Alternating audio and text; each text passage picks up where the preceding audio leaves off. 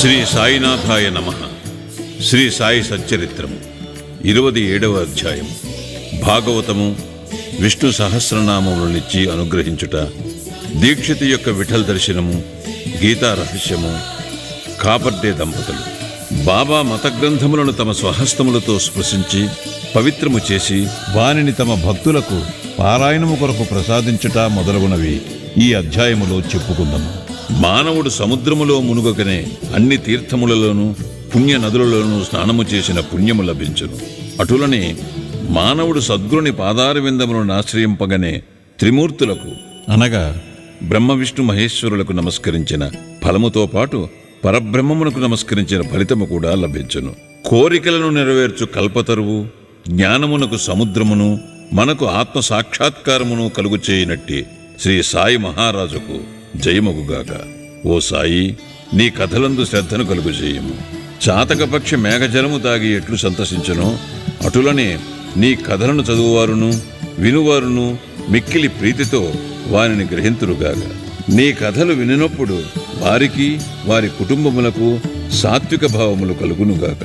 వారి శరీరములు చమరించుగాక.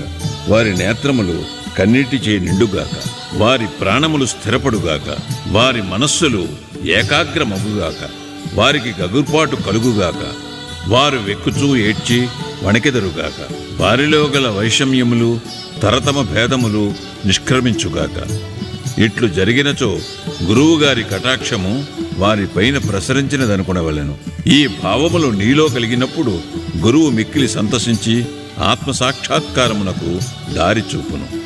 ఈ మాయాబంధముల నుండి స్వేచ్ఛ పొందుటకు బాబాను హృదయపూర్వకముగా శరణాగతి వేడవలను. వేదములు నిన్ను మాయి అనే మహాసముద్రమును దాటించలేవు. సద్గురువే ఆ పని చేయగలడు. సర్వజీవకోటి యందును భగవంతుని చూచునట్లు చేయగలరు. గ్రంథములను పవిత్రము చేసి కానుకగా నిచ్చుట. ముందటి అధ్యాయములో బాబా బోధనలనుచు తీరులను చూచితిమి. అందులో ఇంకొక దానిని ఈ అధ్యాయములో చూచెదము.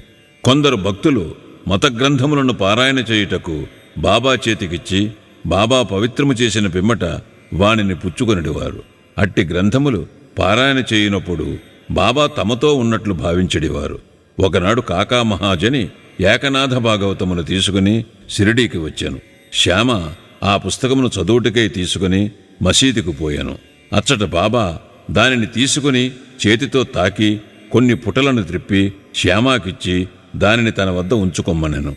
అది కాకా పుస్తకమనియు అందుచే దానిని అతనికిచ్చివేయవలెననియు శ్యామా చెప్పాను. కాని బాబా, దానిని నేను నీకిచ్చి తిని దానిని జాగ్రత్తగా నీ వద్ద ఉంచుకొనుము, అది నీకు పనికి వచ్చును అనేది. ఈ ప్రకారముగా బాబా అనేక పుస్తకములు శ్యామా వద్ద నుంచెను. కొన్ని దినములు పిమ్మట కాకా మహాజని తిరిగి భాగవతమును తెచ్చి బాబాకిచ్చెను. బాబా దానిని తాకి ప్రసాదముగా మహాజనికే ఇచ్చి దానిని భద్రపరచమనెను. అది అతనికి మేలు చేయుననిది. కాకా సాష్టాంగ నమస్కారముతో స్వీకరించెను. శ్యామ విష్ణు సహస్రనామముల పుస్తకము. శ్యామ బాబాకు మిక్కిలి ప్రియభక్తుడు. బాబా అతనికి మేలు చేయ నిశ్చయించి విష్ణు సహస్రనామమును ప్రసాదముగా నిచ్చెను. దానిని ఈ క్రింది విధముగా జరిపెను. ఒకప్పుడు సమర్థ రామదాసు భక్తుడైన ఒక రామదాసి షిరిడీకి వచ్చాను. కొన్నాళ్లు అక్కడుండెను. ప్రతిరోజు ఉదయమే లేచి ముఖము కడుగుకొని స్నానము చేసి పట్టుబట్టలు ధరించి విభూతి పూసుకొని విష్ణు సహస్రనామమును అధ్యాత్మ రామాయణమును శ్రద్ధతో పారాయణ చేయుచుండెను. అతడి గ్రంథములు అనేకసార్లు పారాయణ చేశాను. కొన్ని దినముల పిమ్మట బాబా శ్యామాకు మేలు చేయి నిశ్చయించి విష్ణు సహస్రనామ పారాయణము చేయింపదలచెను. కావున రామదాసుని పిలిచి తమకు కడుపు నొప్పిగా ఉన్నదనియు సోనాముకు తీసుకొన్నదే నొప్పి తగ్గదనియు కనుక బజారుకు పోయి ఆ మందును తీసుకుని రమ్మని కోరెను. పారాయణము ఆపి రామదాసి బజారుకు పోయెను.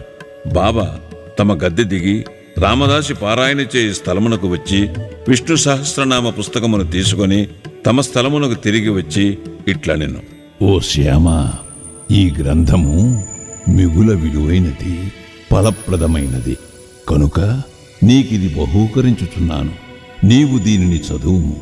ఒకప్పుడు నేను మిగుల బాధపడి తిని నా హృదయము కొట్టుకొనెను. నా జీవితము అపాయములో నుండెను. అట్టి సందిగ్ధ స్థితి యందు నేను ఈ పుస్తకమును నా హృదయమునకు హత్తుకొంటిని. శ్యామా, అది నాకు గొప్ప మేలు చేసెను. అల్లాయే స్వయముగా వచ్చి బాగు చేసినని అనుకుంటిని. అందుచే దీనిని నీకిచ్చుచున్నాను. దీనిని కొంచెము ఓపికగా చదువుము. రోజునకు ఒక నామము చదివినను మేలు కలుగు చేయును. శ్యామ తనకు ఆ పుస్తకం అక్కరలేదు అనెను. ఆ పుస్తకము రామదాసిది. అతడు పిచ్చివాడు, మొండివాడు, కోపిష్టి కావున వానితో కయ్యము వచ్చును అనెను. మరియు తాను అనాగరికుడొకటిచే దేవనాగరి అక్షరములు చదువులేను అనెను. వినోదార్థము తనకు రామదాసితో బాబా కయ్యము కలుగు చేయుచున్నాడని శ్యామ అనుకుననే గాని బాబా తనకు మేలు కలుగు చేయుచున్నాడని అనుకునలేదు. బాబా ఈ సహస్రనామమనే మాలను శ్యామ మెడలో వేయ నిశ్చయించెను. అతడు అనాగరికుడైనప్పటికీ బాబాకు ముఖ్య భక్తుడు. బాబా ఈ ప్రకారం అతనిని ప్రపంచ బాధల నుండి తప్పించగోరెను. భగవన్నామ ఫలితము అందరికీ విషిదమే. సకల పాపముల నుండి, దురాలోచనల నుండి, చావు పుట్టుకుల నుండి అది మనలను తప్పించును. దీనికంటే సులభమైన సాధనము ఇంకొకటి లేదు. అది మనస్సును పావనము చేయుటలో మిక్కిలి సమర్థమైనది. దానికి ఎట్టి తంతు కూడా అవసరము లేదు. దానికి నియమములేమీయూ లేవు. అది మిగుల సులభమైనది, ఫలప్రదమైనది. శ్యామాకు ఇష్టము లేనప్పటికీ వానిచే దానిని అభ్యసింపచేయవలనని బాబాకు దయ కలిగెను. కనుక దానిని బాబా వానిపై బలవంతముగా రుద్దెను. ఆ ప్రకారముగానే చాలా కాలము క్రిందట ఏకనాథ మహారాజు బలవంతముగా విష్ణు సహస్రనామము ఒక బీద బ్రాహ్మణునిచే పారాయణ చేయించి వానిని రక్షించెను. విష్ణు సహస్రనామ పారాయణ చిత్తశుద్ధికి ఒక విశాలమైన చక్కటి మార్గము. కాన దానిని బాబా శ్యామాకు బలవంతముగా ఇచ్చెను. రామదాసి త్వరలో సోనాముఖి తెచ్చెను. అన్నా చించనీకర్ అక్కడనే ఉండెను. నారదుని వలె నటించి జరిగినదంతయు అనికి చెప్పాను. రామదాసి వెంటనే కోపముతో మండిపడెను. కోపముతో శ్యామాపై పడి శ్యామాయే కడుపు నొప్పి సాకుతో బాబా తనను బజారునకు పంపునట్టు చేసి ఈ లోపల పుస్తకమును తీసుకొనెనని అనెను. శ్యామాను తిట్టనారంభించాను. పుస్తకము ఈయనచో తల పొగలు కొట్టుకుందునెను. శ్యామ నెమ్మదిగా జవాబిచ్చాను. కాని ప్రయోజనము లేకుండాను. అప్పుడు దయతో బాబా రామదాసితో ఇట్లు పలికెను. ఓ రామదాసి, ఏమి సమాచారము? ఎందులకు చిరాకు పడుచున్నావు? శ్యామ మనవాడు కాడా? అనవసరముగా వాని నేల తిట్టెదవు. ఎందుకు జగడమాడుచున్నావు? నెమ్మదిగా ప్రేమతో మాటలాడలేవా? ఈ పవిత్రమైన గ్రంథములను నిత్యము పారాయణ చేయుచుంటివి గాని ఇంకనూ నీ మనస్సు అపవిత్రముగాను అస్వాధీనముగాను ఉన్నట్లున్నది. నీవెట్టి రామదాసివయ్యా, సమస్త విషయములందు నీవు నిర్మలముగా నుండవలను. నీవా పుస్తకమును అంతగా అభిలషించుట వింతగానున్నది. నిజమైన రామదాసికి మమత కాక సమతయుండవలను. ఒక పుస్తకము కొరకు శ్యామాతో పోరాడుచున్నావా? వెళ్ళు, నీ స్థలములో కూర్చునుము. ధనమిచ్చిన పుస్తకములు అనేకములు వచ్చును, కానీ మనుష్యులు రారు. బాగా ఆలోచించు, తెలివిగా ప్రవర్తింపుము. నీ పుస్తకము విలువ ఎంత? శ్యామాకు దానితో ఎట్టి సంబంధము లేదు. నేనే దానిని తీసుకుని వానికిచ్చి తిని. నీకది కంఠపాఠముగా వచ్చును గదా. కావున శ్యామ దానిని చదివి మేలు పొందుననుకుంటుని. అందుచే దానిని అతనికిచ్చి తిని. బాబా పలుకులెంత మధురముగా, మెత్తగా, కోమలముగా, అమృతతుల్యముగానున్నవి. వాని ప్రభావము విచిత్రమైనది. రామదాసి శాంతించాను. దానికి బదులు పంచరత్న గీతయ్యను గ్రంథమును శ్యామా వద్ద తీసుకొనదెను అనెను. శ్యామ మిక్కిలి సంతోషించి ఒక్కటేలా 10 పుస్తకములు ఇచ్చేదను అనెను. బాబా ఈ విధముగా వారి తగువును తీర్చెను. ఇందులో ఆలోచించవలసిన విషయమేమనా, రామదాసి పంచరత్న గీత నేలకోరెను. అతడు లోనున్న భగవంతుని తెలుసుకున్నటకు ఎన్నడూ యత్నించి ఉండలేదు. ప్రతి నిత్యము మత గ్రంథములను మసీదులో బాబా ముందర పారాయణ చేయువాడు. శ్యామాతో బాబా ఎదుట ఏల జగడమాడెను. మనము ఎవరిని నిందించవలనో, ఎవరిని తప్పు పట్టవలనో పోల్చుకొనలేము. ఈ కథను ఈ విధముగా నడిపించకపోయినచో ఈ విషయము యొక్క ప్రాముఖ్యము, భగవన్నామస్మరణ ఫలితము, విష్ణు సహస్రనామ పారాయణ మొదలగునవి శ్యామాకు తెలిసియుండవు. బాబా బోధించు మార్గము, ప్రాముఖ్యము కలుగు చేయి విషయములు సాటిలేనివి. ఈ గ్రంథమును క్రమముగా శ్యామ చదివి దానిలో గొప్ప ప్రావీణ్యము సంపాదించాను. శ్రీమాన్ బూటీ అల్లుడగు జీజీ నార్కేకు బోధించగలిగాను. ఈ నార్కే పూనా ఇంజనీరింగ్ కాలేజీ ప్రిన్సిపాల్గా నుండెను. గీతా రహస్యము. బ్రహ్మ విద్యను అధ్యయనము చేయువారిని బాబా ఎల్లప్పుడూ ప్రేమించువారు, ప్రోత్సహించువారు. ఇచ్చట దానికొక ఉదాహరణమిచ్చేదము. ఒకనాడు బాపూసాహెబ్ జోగ్కు ఒక పార్సిల్ వచ్చెను. అందులో తిలక్ వ్రాసిన గీతా రహస్యముండెను. అతడు ఆ పార్సిల్ను తన చంకలో పెట్టుకుని మసీదుకు వచ్చెను.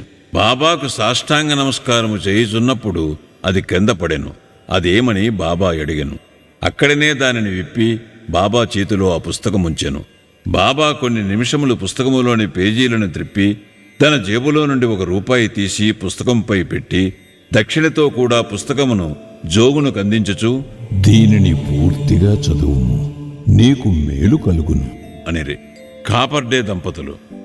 కాపర్డేల వృత్తాంతముతో ఈ అధ్యాయమును ముగించెదము.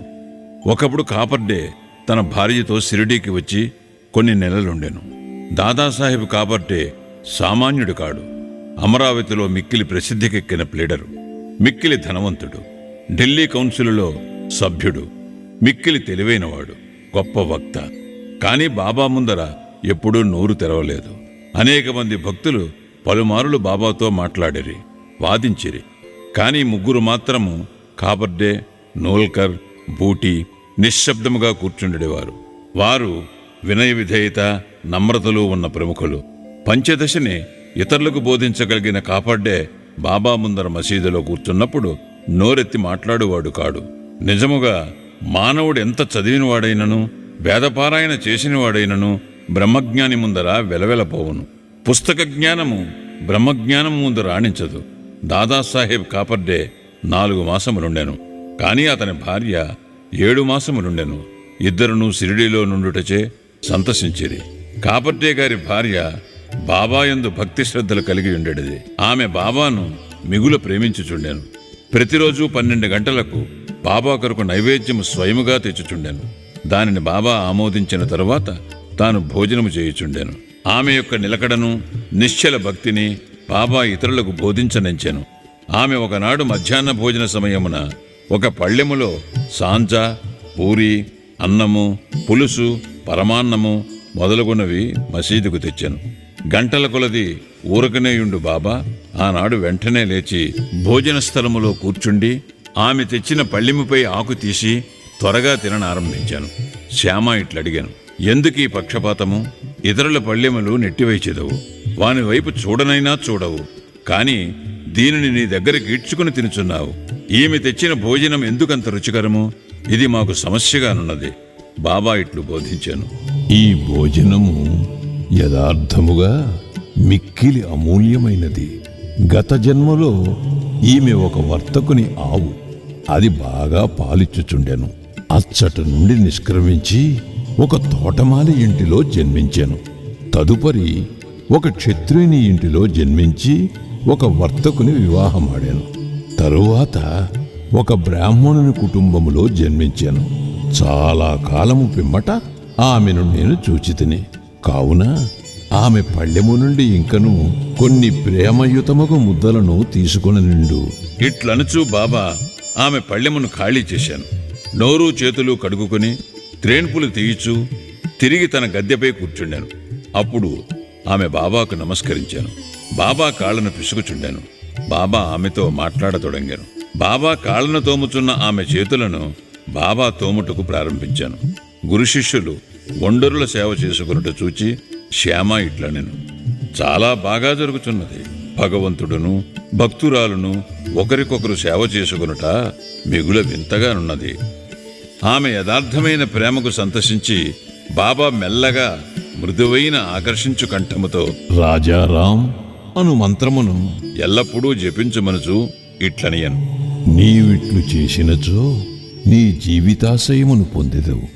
నీ మనస్సు శాంతించును, నీకు మేలగును. ఆధ్యాత్మికము తెలియని వారికి ఇది సామాన్య విషయములే కనిపించును. కాని ఇది అట్లు కాదు. అది శక్తిపాతము, అనగా గురువు శిష్యునకు శక్తి ప్రసాదించుట. బాబా యొక్క మాటలు ఎంత బలమైనవి, ఎంత ఫలవంతమైనవి. ఒక్క క్షణములో అవి ఆమె హృదయములో ప్రవేశించి స్థిరపడెను.